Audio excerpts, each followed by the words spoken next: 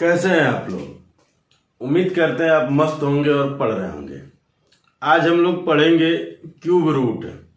पिछली वीडियो में हम लोग 6 से 7 वीडियो में वर्ग और वर्गमूल को समाप्त किया गया। उसमें क्यूब जो पार्ट है वो चीज़ हम लोग पिछली वीडियो में देख चुके हैं। आज हम लोग पढ़ेंगे सिर्फ क्यूब रूट यानी घनमूल।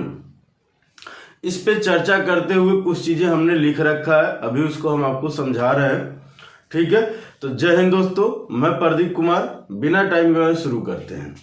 चलिए देखिए क्या लिखा गया है। नॉर्मल सी बात है, जो क्यूब में हम आपको पढ़ाए थे वही चीज यहाँ लिखा गया है। 1 का क्यूब 1, 2 का क्यूब 8, 3 का क्यूब 27, 4 का 64, 5 का 125, 6 का 216, 7 का 343, 8 का 512, 9 का 729 और 10 का 1000। अब हमारे कहने का मतलब ये है, इन 2-3 पॉइंट पे ध्यान दीजिएगा। एक तो 2 और दूसरा 3, वही सेम चीज इधर ले लीजिए। एक तो 7 और दूसरा 8 है। जैसे अगर हम 2 का क्यूब कर रहे हैं तो यहाँ देखिए 8 आ रहा है, लेकिन 8 का क्यूब कर रहे हैं तो 2 आ रहा। यानी इसका मतलब ये हुआ कि ये दोनों एक दूसरे की पूरक हैं। 2 का क्यूब करेंगे 8 आएगा, 8 का क्यूब करेंगे 2 आएगा। कहाँ? इकाई के स्थान पर। इन दोनों को जोड़ेंगे तो 10 हो जाएगा और ये पूरक हो, एक दूसरे के क्या हो जाएंगे? पूरक। उसी तरह से 3 और 7 वाले केस में है। 3 का क्यूब कर रहे तो इकाई के स्थान पे 7 आ रहा है, और 7 का क्यूब कर रहे तो इकाई के स्थान पर 3 आ रहा है। यानी ये भी एक दूसरे के पूरक हैं। ठीक है, यानी हम 3 का क्यूब करेंगे तो 7 आएगा, 7 का क्यूब करेंगे तो 3 आएगा। इन दोनों को जोड़ेंगे तो भी 10 आएंगे। बाकी इनके अलावा 0 हो, 1 हो, 4 हो, 5 हो, 6 और 9 हो, आप इनका क्यूब करेंगे तो वो संख्या वही आएंगी इकाई के स्थान पर। देखिए 1 का क्यूब किया गया 1 आया, 4 का किया गया 4 आया, 5 का 5 आया, 6 का 6 आया, 9 का 9 आया, 0 का 0 आया। बात आई समझ में? और ये हमने जानबूझकर लिख दिया है, इसलिए लिख दिया है कि 1 से 50 तक का स्क्वायर और 1 से 30 तक का क्यूब आपको याद होने चाहिए। इससे फायदा होता है, आपको कैलकुलेशन में मदद मिलती है। आइए थोड़ा सा देख लेते हैं हम लोग। नॉर्मली 12 तक तो सबको याद ही रहता है। ठीक है, तो 11 का क्यूब हो गया 13 31, 12 का क्यूब हो गया 17 28, 13 का हो गया 21 97, 14 का 27 44, 15 का 33 75, 16 का 40 96, 17 का 49 13, 18 का 58 32, 19 का 68 59 और 20 का 8000 सीधा सीधे। 21 का 92 61, 22 का 10,648, 23 का 12,167, 24 का 13,824 और 25 का 15,625, 26 का 17,576 और 27 का 19,683, 28 का 21,952, 29 का 24,389। ठीक है, और 30 का 27,000। बात आई समझ में? ये इसका एक छोटा सा रूल है। और एक बात अभी जान लीजिए, थोड़ा सा और यही हम लोग समझ लेते हैं। ये बहुत शानदार सी बात है। जैसे अगर ये मान लीजिए हमने लिखा है 1 का क्यूब 1, ठीक है, तो इसकी विषम क्रमागत कितनी संख्या होंगी कि उनका योग 1 ही आएगा, तो आप कह देंगे 1। उसी तरह से मान लीजिए हमने लिख दिया 2 का क्यूब 8, इसकी कितनी विषम क्रमागत है, तो आप कह देंगे एक 3 होगा और दूसरा 5 होगा। देखिए एक क्रमागत 3 के बाद 5 आता है। फिर हमने कह दिया 3 का क्यूब, तो आप कह देंगे 27, तो इसके कितने विषम क्रमागत हैं, तो एक तो हो जाएगा आपका 7, फिर 9, फिर 11। जोड़िए 9 11 20, 11 9 20 27 हो रहा। फिर उसी तरह से हम कह दिए भाई 4 का क्यूब, तो आप कह देंगे 64, इसके कितने हैं, तो आप कह देंगे 13 15 17 और 19। जोड़ के देख लीजिए 9 और 7 16, 5 21, 21 3 24, 24 को 4, हासिल 2, 1 2 3 4 और 2 6। आ रहा है कि नहीं आ रहा? बात आ रही समझ में? इसका मतलब ये होता है, सीधी सीधी बात हमारी समझिएगा। अच्छा थोड़ा मैं इसको और मिटा देता हूं और आपको समझा देता हूं। फिर मान लीजिए हमने कह दिया 5 का क्यूब, ठीक है। तो 5 का क्यूब करेंगे तो भाई आएगा 125।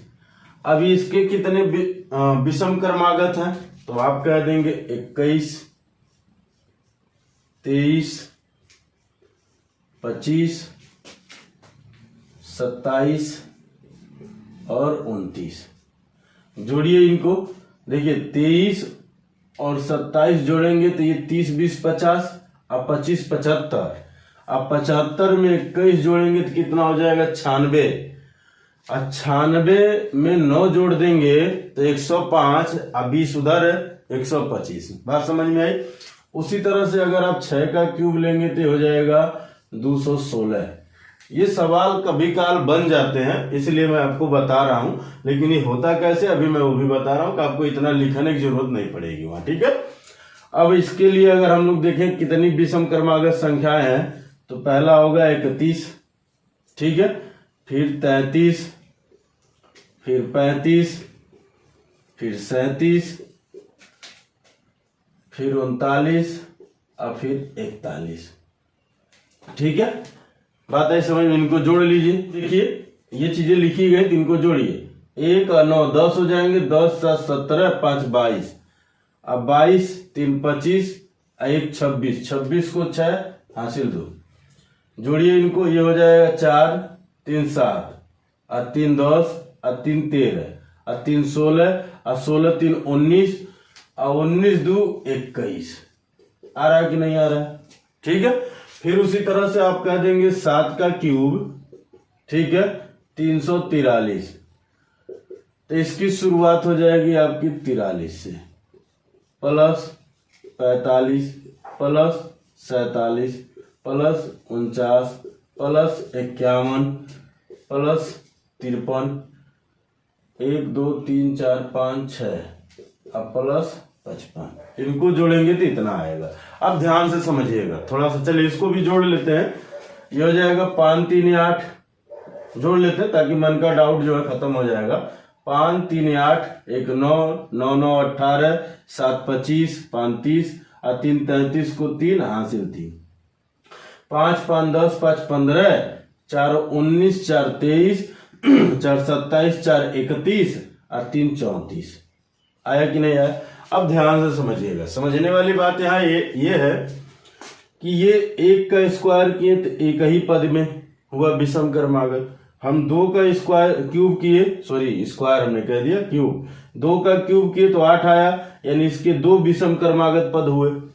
3 का क्यूब किए 27 आया, इसके 3 विषम क्रमागत हुए। 4 का क्यूब किए 64 आया, इसके 4 विषम क्रमागत हुए। यानी जितनी संख्या का वो कहेगा, देखिए 5 का किए हैं तो 5 आया है, 6 का किए हैं तो देखिए 6 आया है, 7 का किए हैं तो देखिए 7 आया है, ठीक है। जितनी का वो कहेगा उतनी विषम क्रमागत होंगी उसकी। अब बात ये करेंगे कि कैसे हम लेंगे। देखिए पहली विषम क्रमागत 1 होती है और दूसरे में जस्ट इसके बाद वाले से शुरू किया गया है, यानी 1 के बाद 3 आता है, 3 5, फिर 5 जहां समाप्त हुआ उसके अगले से शुरू किया गया, यानी 7 9 11।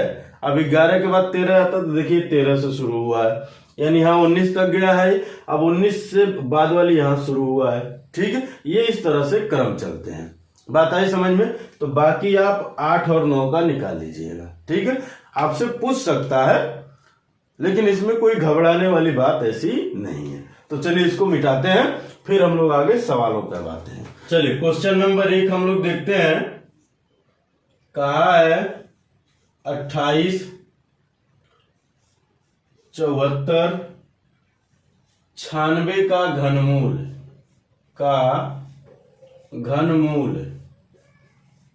क्या है? क्या है? अब देखिए आपके पास ऑप्शन हो ना हो कोई बात नहीं पड़ता है। बात है समझ में? अगर हम ऑप्शन भी ले लेते हैं तो यहां देखा जाए, पहला ऑप्शन दिया है 64, दूसरा ऑप्शन दिया 46, तीसरा ऑप्शन दिया 56 और चौथा ऑप्शन दिया है 66। अब 64 हम सीधे सीधे हटा देंगे क्योंकि यहाँ 6 है तो वो 6 ही आएगा, 4 नहीं आएगा। अब बाकी 3 में है तो सबसे पहला काम आप क्या करते हैं, इनका पेयर बनाते हैं। 3-3 अंकों का, देखिए वर्गमूल में 2-2 अंकों का बनता है, घनमूल में 3-3 अंकों का पेयर बनता है, ठीक है। यानी कितने अंक में आएंगे इसके घनमूल, तो 2 अंक में आएंगे।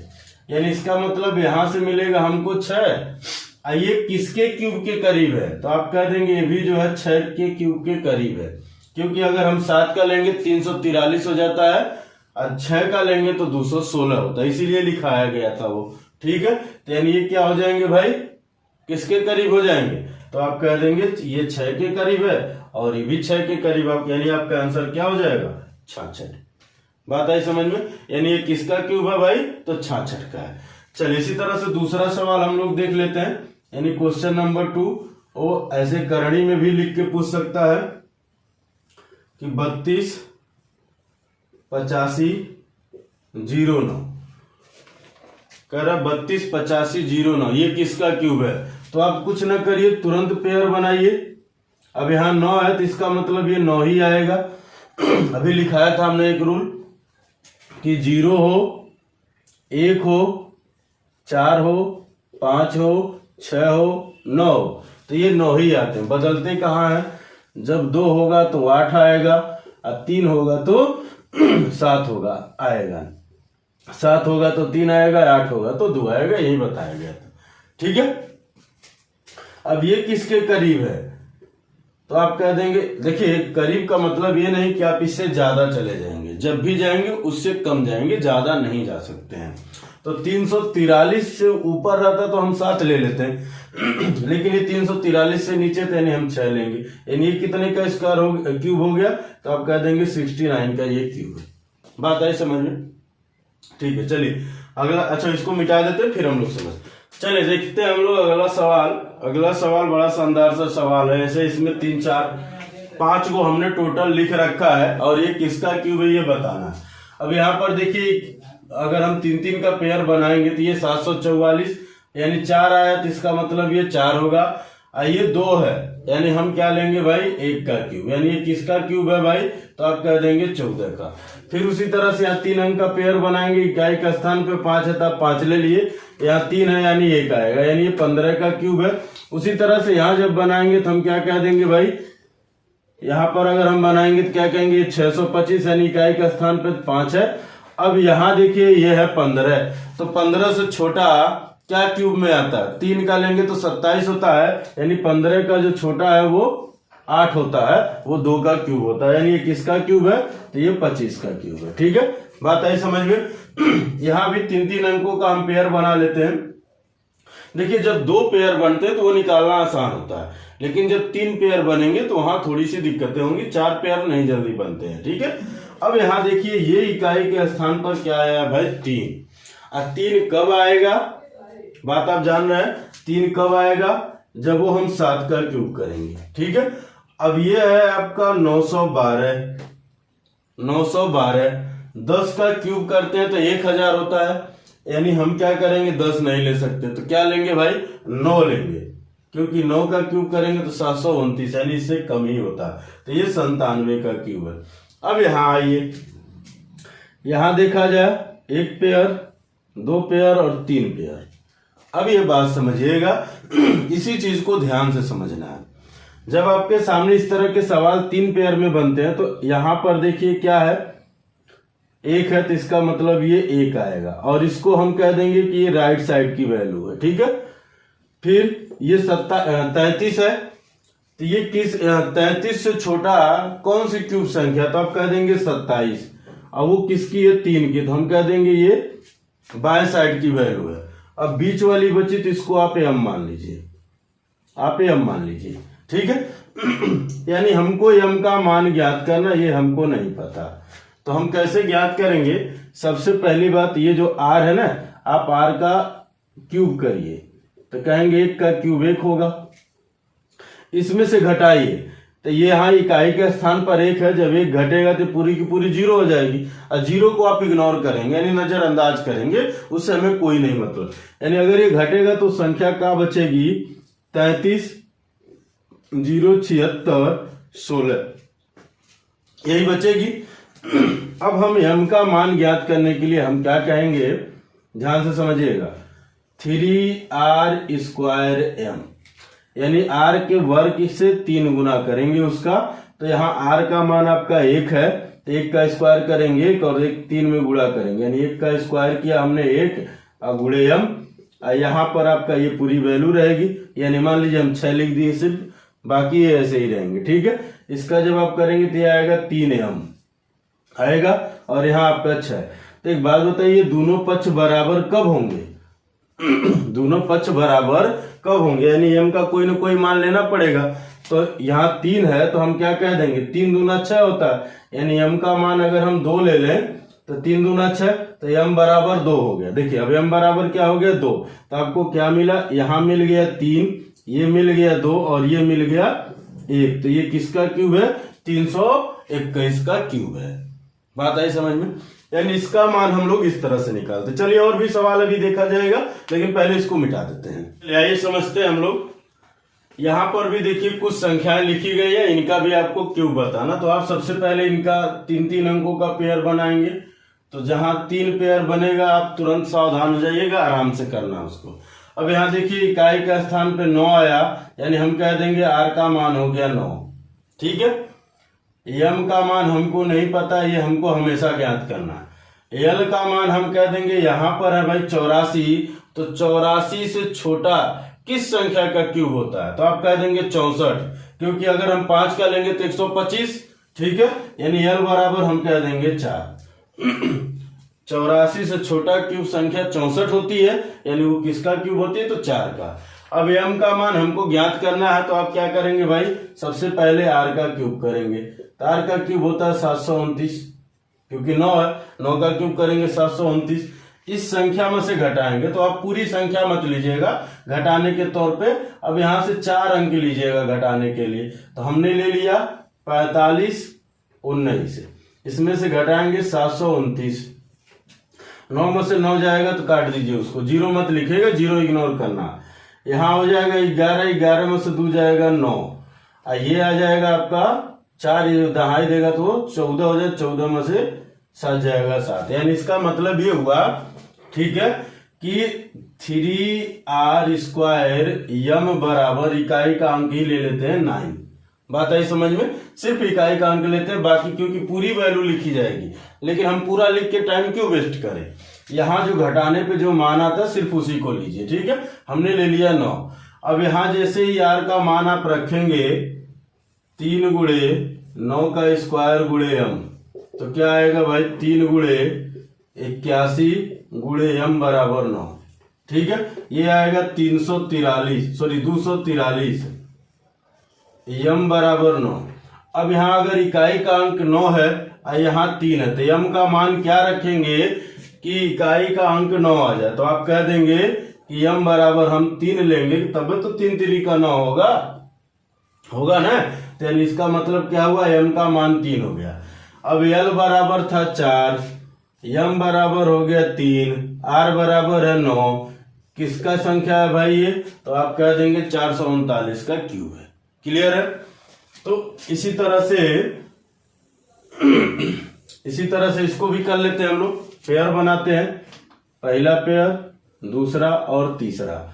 यानी ये तो भाई r बराबर हमको मिल गया 9, m बराबर क्या है हमको नहीं पता, लेकिन l बराबर क्या है ये हमको पता है, क्योंकि ये हमको मिल गया 9, m हो गया क्वेश्चन मार्क, और ये किसके क्यूब के करीब है, तो ये 6 के क्यूब के करीब है, यानी l मिल गया 6।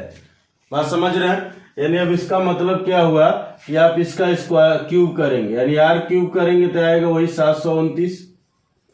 इसमें से आप घटाएंगे जब 729, तो 9 जब घटेगा तो कट जाएंगे, यहाँ पर आएगा 6, यानी इकाई अंक मिल गया 6। किसके इकाई अंक, 3r²m। ये बात याद रखिएगा m का मान निकालने के लिए हमेशा।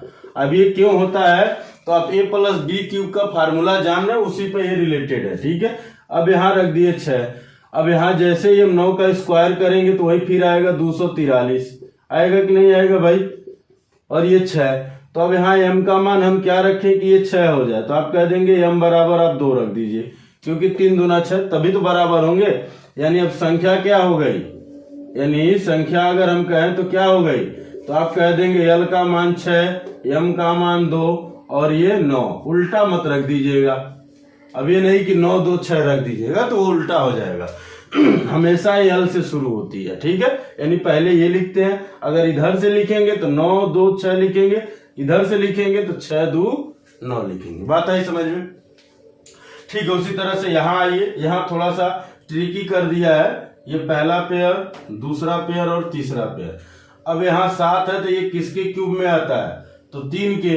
तो हम कह देंगे कि r बराबर मिल गया 3। m बराबर हमको नहीं पता, लेकिन l बराबर पता, ये किसके क्यूब के करीब होगा, तो आप कह देंगे 5 के। देखिए 6 का तो बहुत ज्यादा हो जाएगा, 5 का 125 होता है कि नहीं होता है, ठीक है। तो देखिए इसको पेयर बनाए तो r बराबर 3, m हमको नहीं पता, l बराबर 5, ठीक है। ये वैल्यू ले ली गई। अब आप क्या करेंगे भाई, सबसे पहले r का क्यूब करेंगे, यानी हो जाएगा 27। यानी यहां से जब हम 27 माइनस करेंगे, इसमें से जब हम 27 माइनस करेंगे तो 7 में से 7 जाएगा 0, इससे मतलब ही नहीं। अब यहाँ देखिए ये 6 है, 6 में से 2 जाएगा 4, यानी इकाई का अंक हमको मिल गया 4। हमको सिर्फ इकाई के अंक से मतलब है। किसके बराबर ये होगा, ये होगा 3r² m बराबर। ये बात हमेशा याद रखिएगा, यहाँ पर 4। अब यहाँ आप रखेंगे 3, यानी 3 का स्क्वायर करेंगे 9 और 9 3 27 हो जाएगा, m बराबर 4। अब m का मान क्या रखें कि इकाई के अंक पे 4 है, तो आप कह देंगे m बराबर अगर हम 2 ले लेंगे तो 7 दूना 14 हो जाएगा। तो संख्या क्या बनेगी, संख्या क्या बनेगी 5 2 3, यानी ये किसका क्यूब है, 523 का क्यूब है। बात है समझ में। फिर उसी तरह से यहां भी आ जाइए, 1 पेयर 2 पेयर 3 पेयर, ये क्या आएगा भाई, किसके क्यूब में 7 आता है, तो कह देंगे r बराबर 3। कोई दिक्कत, हम उम्मीद करते कोई दिक्कत नहीं। m का मान हमको नहीं पता है, m यानी जो मिडिल वैल्यू होती है इसको, और ये जो l है लास्ट वाली l हो जाती है, ठीक है। ये कितना किसके क्यूब के करीब है, तो आप कह देंगे 4, क्योंकि 5 का 125 होता है, यानी l बराबर हो जाएगा 4, ठीक है। अब बात समझिए, आप क्या करेंगे भाई, r का क्यूब तो ये होगा 27, घटाए दशमलव भूल जाइए, थोड़ा देर के लिए दशमलव भूल जाइए, भले वो दशमलव लगाया है तो क्या हुआ, कोई बात नहीं। ये घटेगा, 7 में से 7 कट गया, 11 में से 2 जाएगा तो ये आएगा 9, यानी इकाई का अंक मिल गया 9। ये किसके बराबर होगा, तो आप कह देंगे 3r² m बराबर 9।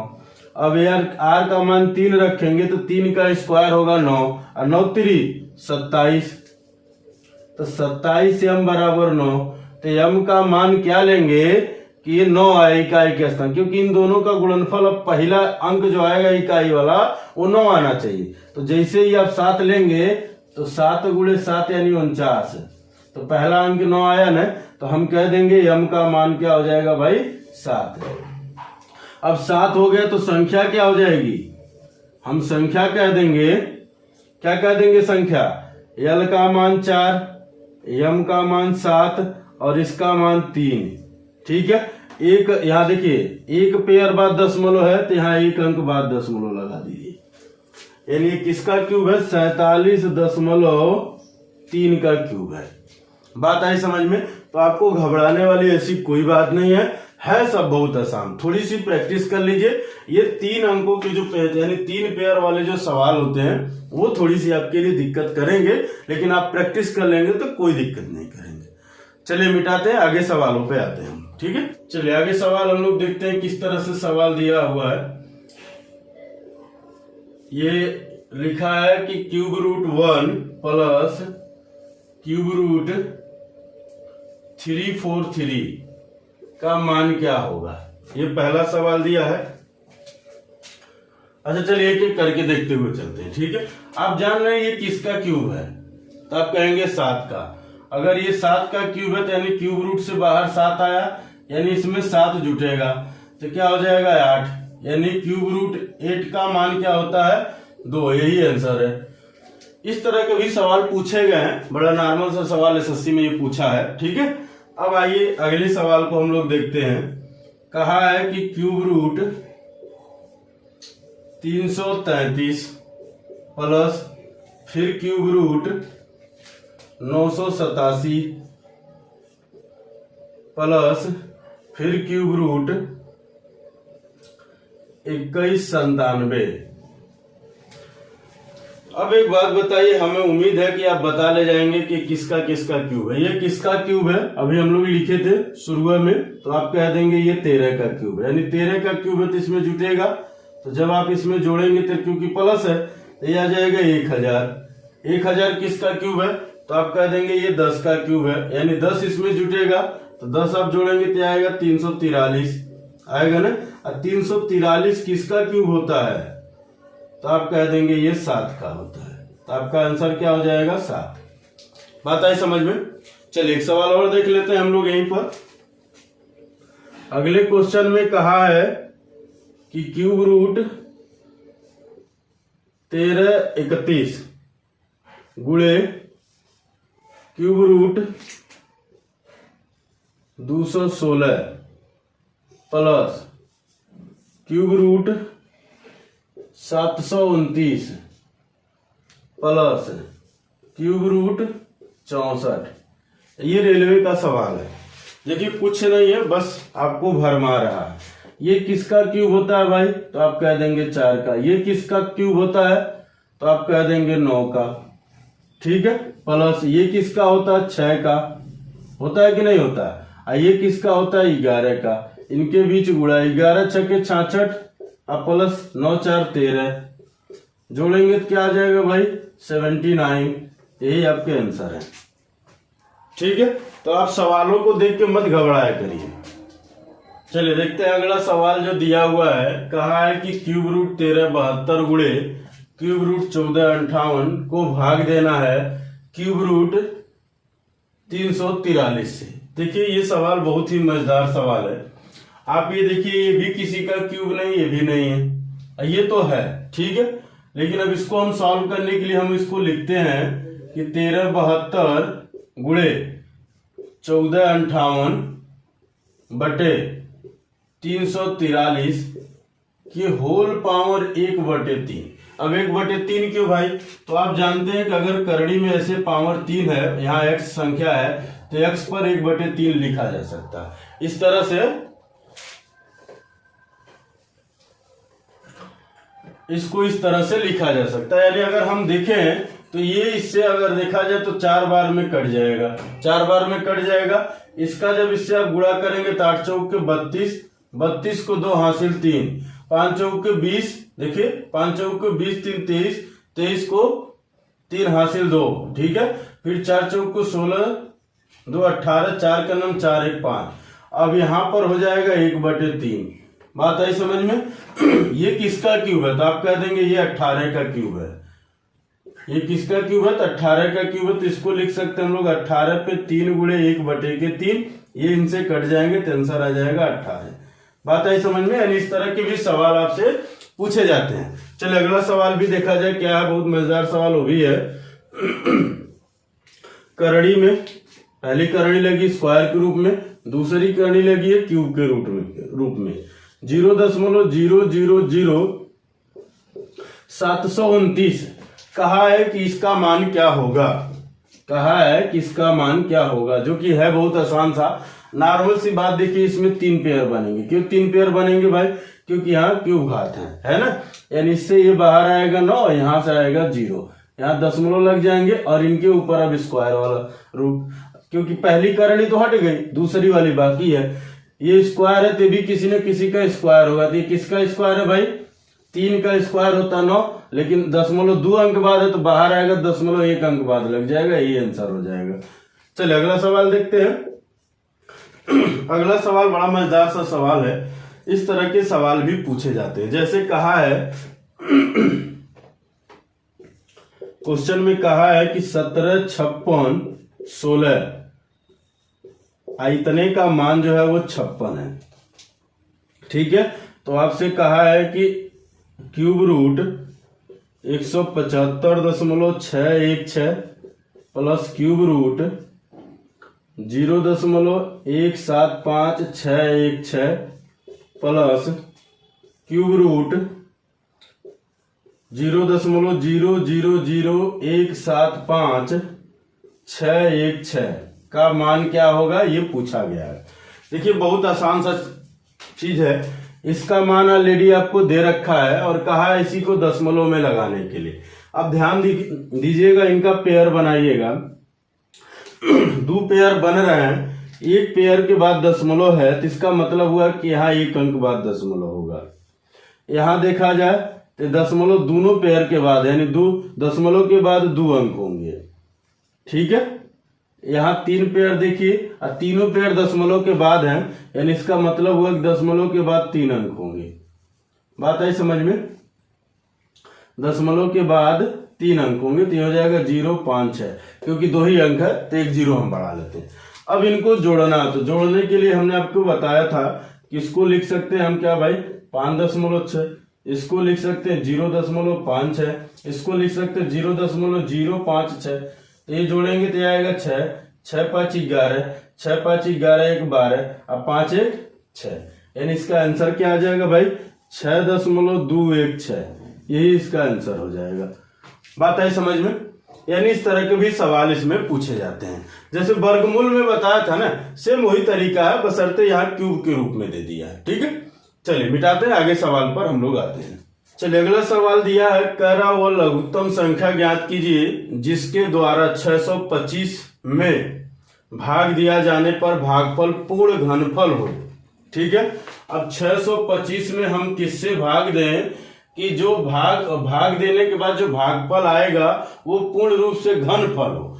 तो आप इसको तोड़ दीजिए, इसको तोड़ सकते हैं तो लिखेंगे 125 गुणे के 5, यानी ये 5 का क्यूब है लेकिन ये किसी का क्यूब नहीं है, यानी हम 5 से भाग देंगे तो जो भागफल आएगा वो पूर्ण रूप से क्यूब होगा, घनफल होगा। आइए देखते हैं, मान लीजिए 625 में आप 5 से भाग दे देंगे तो क्या आएगा भाई 5 का नाम 5, 1 बचा 5 दूना 10, फिर 5 5 25, तो जो 125 मिला क्या वो क्यूब है? तो आप कह देंगे हाँ, किसका? 5 का। ठीक है, यानी इस तरह के भी सवाल आते हैं। चलिए मिटाते हैं अगले सवाल।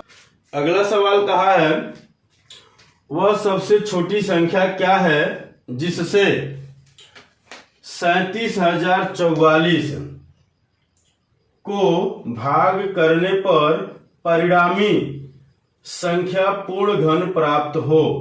37,044 को भाग करें अगर, तो किससे भाग करें कि ये पूर्ण घन प्राप्त हो? पहला ऑप्शन दिया 2, 4, 14, 21। 2 से भी कटेगा, 4 से भी कटेगा, तो आप 2 से ना काटिए, डायरेक्ट 4 से काट दीजिए। जब दोनों से कटता तो उससे बड़ी वाले से काटते हैं। 4 से कटेगा तो 4 9 36, 1 बचा, 1 का मतलब 10 हो जाएगा, 4 दूना 8, फिर कितना बचा भाई 2 बचा, 4 6 के 24 और 4 का नाम 4, 92 61। ये किसका क्यूब है? हम उम्मीद करते हैं आपको याद होगा, यानी क्या हो जाएगा ये 21 का क्यूब है। यानी इसका मतलब ये पूर्ण रूप से भाग देने पे इससे पूर्ण रूप से घनफल आ रहा, यानी क्यूब रूट आ रहा है ये, तो इसका मतलब किससे भाग देना पड़ेगा? 4 से, तो इसका आंसर हो जाएगा 4। बड़ा आसान सा सवाल होता है।